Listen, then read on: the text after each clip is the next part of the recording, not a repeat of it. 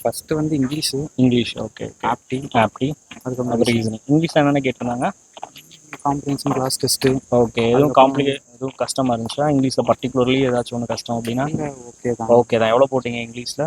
Total 69 போட்டேன். Okay. இங்கிலீஷில் 23 போட்டேன். ஓகே. மேக்ஸில் என்னென்ன கேட்டிருந்தாங்க? மேக்ஸில் எப்பயும் போல் சிம்பிளிஃபிகேஷன், ம். Pipes and systems, okay. Speed, time and distance.